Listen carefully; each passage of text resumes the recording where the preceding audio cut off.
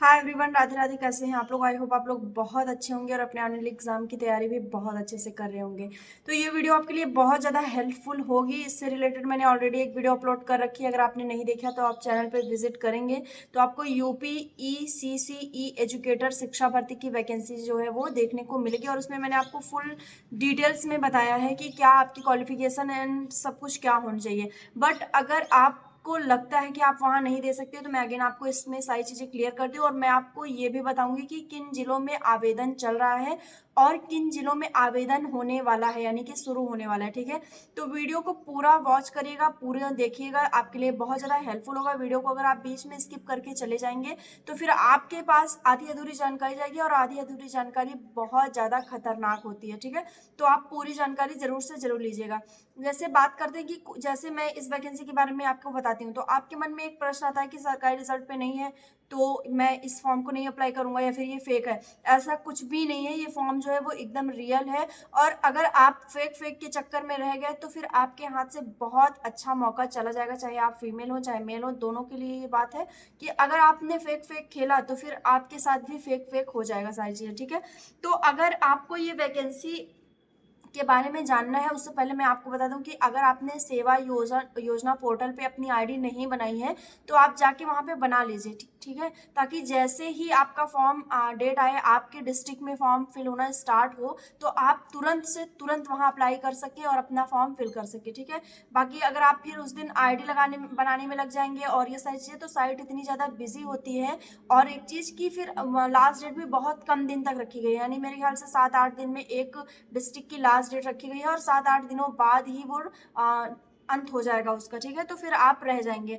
तो आप ये देरी मत करिए, अभी जाइए और आप और सेवा योजना पोर्टल पर अपनी आईडी बना लीजिए। ठीक है, अगर आपको आईडी बनानी नहीं आती तो आप कमेंट करिएगा, मैं आपको एक वीडियो में बता दूंगी प्रॉपर कि कैसे आईडी आपको बनानी है। ठीक है, क्योंकि अगर आप आईडी नहीं बनाएंगे तो फिर आप अपने स्टेट का अपने डिस्ट्रिक्ट का फॉर्म नहीं भर पाएंगे। आपको उस पोर्टल पे अपनी आईडी बनाना जरूरी है। ठीक है, तो जब आपकी आईडी बन जाएगी और आप अपना फॉर्म फिल कर लेंगे तो आपके लिए एक फॉर्म में अगर आपकी कोई गलती हुई है तो उसको करेक्ट करने की भी एक डेट आएगी, उसमें आप करेक्ट कर सकते हैं। बट अगर आपके डॉक्यूमेंट में पहले से गड़बड़ी है, फॉर्म फिल करते हुए कोई गड़बड़ी नहीं हुई है, तो आप आपके डॉक्यूमेंट वेरिफिकेशन के दिन एक अगर एफिडेविट भी अगर आप लगा देते हैं तो फिर आपका डॉक्यूमेंट वेरिफिकेशन हो जाएगा। ठीक है, तो सबसे पहले मैं आपको बता दूं कि ECCE and SP educator vacancy है क्या। तो ये वैकेंसी जो है वो 10,684 यूपी ECC की और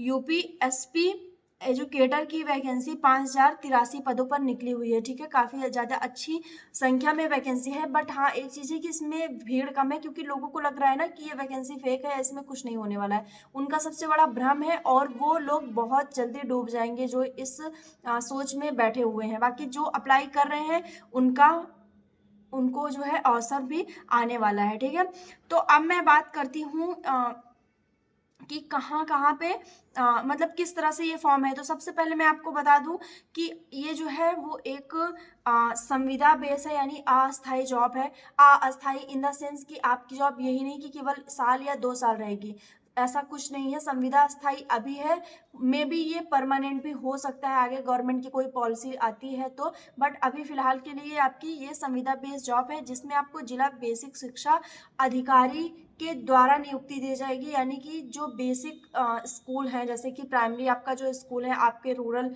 एरिया में, तो उनमें कुछ ऐसे एजुकेटर रखे जाएंगे स्पेशल, यानी कि जो कुछ नई तरह से शिक्षा पद्धति में सुधार ले आएंगे या कुछ नई बातों को जो बताएंगे। ठीक है, तो कुल मिला के ये इसका है। और जिला अनुसार मतलब डिस्ट्रिक्ट वाइज इसका जो है वो फॉर्म फिल होगा। ठीक है, आवेदन आपका ऑनलाइन होगा। कुल पद इसमें 10,684 और 583 है, जैसा कि मैंने आपको बता दिया, क्योंकि इसमें ECC एजुकेटर और तकनीकी अनुदेशक का भी है। यानी कुछ अगर तकनीकी संबंधित भी कुछ काम है, जैसे कंप्यूटर से संबंधित कुछ काम है या क्लर्क के, तो उसके भी लिए पद इसमें लाए गए हैं। ठीक है, न्यूनतम उम्र सीमा आपकी 21 वर्ष होना चाहिए, यानी 1 जुलाई 2024 को आपने 21 साल पूरा कर लिया हो और अधिकतम उम्र आपकी 40 वर्ष रहेगी। और कुछ विशेष कैटेगरियों को छूट भी मिलेगी, जैसा कि होता है जैसे OBC और SC ST में। ठीक है, तो इसका जो आवेदन प्रारंभ हुआ था वो 31 दिसंबर को हुआ था। जिला बाराबंकी में सबसे पहले इसका आवेदन स्टार्ट हुआ था, जिसकी लास्ट डेट जो है वो 16 जनवरी थी, यानी 16 जनवरी तक इसमें फॉर्म अप्लाई हुआ था।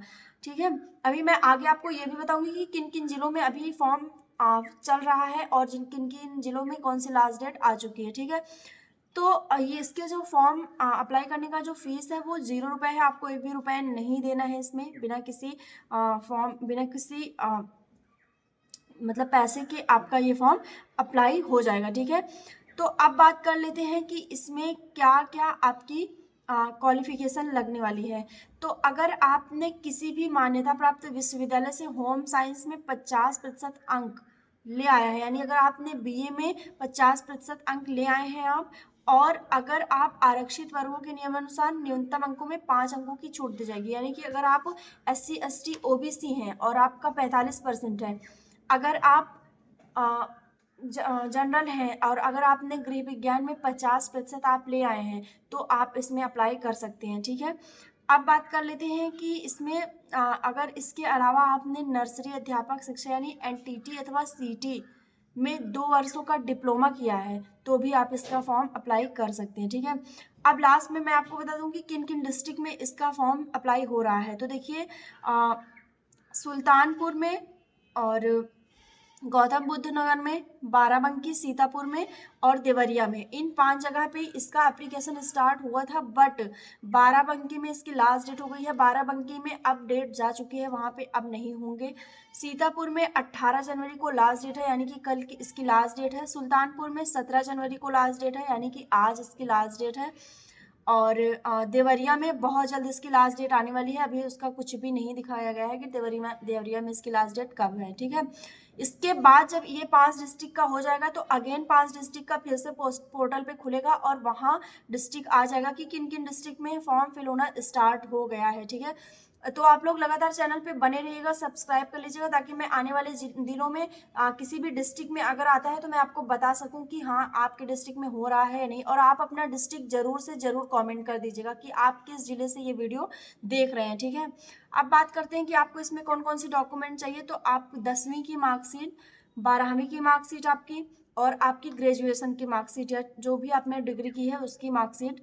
ठीक है, और आधार कार्ड, मूल निवास प्रमाण पत्र, जाति प्रमाण पत्र, EWS अगर आपने बनाया है तो, mobile number, email ID, passport size photo, हस्ताक्षर और आपका एक कैरेक्टर सर्टिफिकेट, ये इतनी चीज़ें आपको होना है। ठीक है, बाद में इसका जो है वो सिलेक्शन आपका मेरिट के आधार पर चयन किया जाएगा। ठीक, और अगर इसमें एक और भी चीज़ है कि अगर 2 अभ्यर्थियों का समान अंक है, यानी कि मेरिट समान आ जाती है, तो जिसकी उम्र ज़्यादा है उस अभ्यर्थी का चयन किया जाएगा। ठीक है, या फिर नाम के वर्णमाला के अनुसार भी चयन किया जा सकता है। ठीक, आई होप आपको इतनी चीज़ें समझ में आ गई होंगी। तो जल्दी से आप अपना जो भी आप डिस्ट्रिक्ट के हैं, किसी भी राज्य जिले के हैं, तो आप कमेंट कर दीजिएगा ताकि मैं नोट कर लूँ कि अगर आपके डिस्ट्रिक्ट में जैसे ही फॉर्म फिल होना स्टार्ट होगा मैं तुरंत आपको अपडेट दूंगी, बिल्कुल भी मैं लेट नहीं करूंगी। और हाँ, सेवा योजना पोर्टल पे जाके अपनी आईडी जरूर से जरूर बना लीजिए। आईडी बनाने में कुछ भी नहीं है, बहुत ही सिंपल सा प्रोसेस है। आप पेज नंबर 15 पे जाके देखेंगे तो वहाँ पे आपकी आईडी बनेगी, वहाँ पे आपकी आईडी बन जाएगी, तो आपको वहाँ से सुविधा होगी अपना फॉर्म फिल करने में। ठीक है, आई होप आपको सारी चीज़ें समझ में आ गई होंगी। और अपना डिस्ट्रिक्ट नेम कमेंट करना बिल्कुल भी मत भूलिएगा। ठीक है, मिलते हैं नेक्स्ट वीडियो में, तब तक के लिए बाय, टेक केयर।